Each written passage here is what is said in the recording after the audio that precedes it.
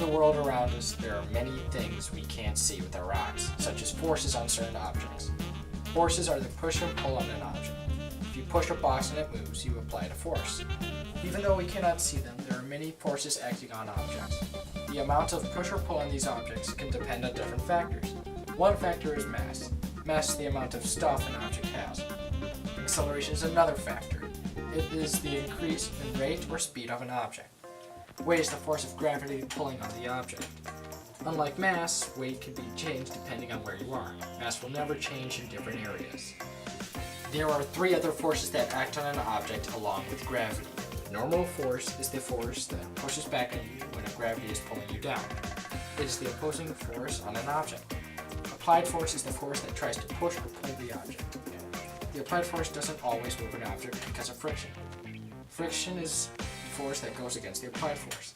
There are two kinds of equilibrium, static and kinetic. Static is when the object isn't moving, and kinetic is when the object is moving. There are three laws that motion follows. Newton's laws, as they are called because of the man who found about forces, are all important.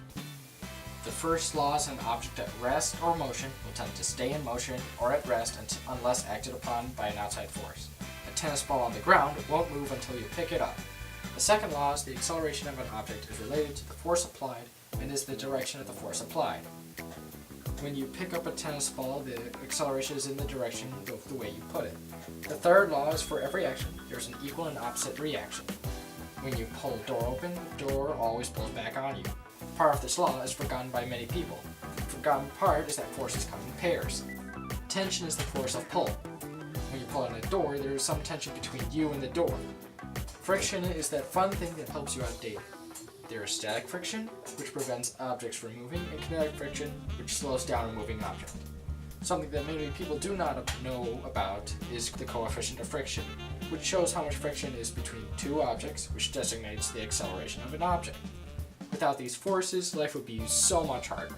So, remember to thank those forces that help us out every single day. Otherwise, you may not appreciate life as much.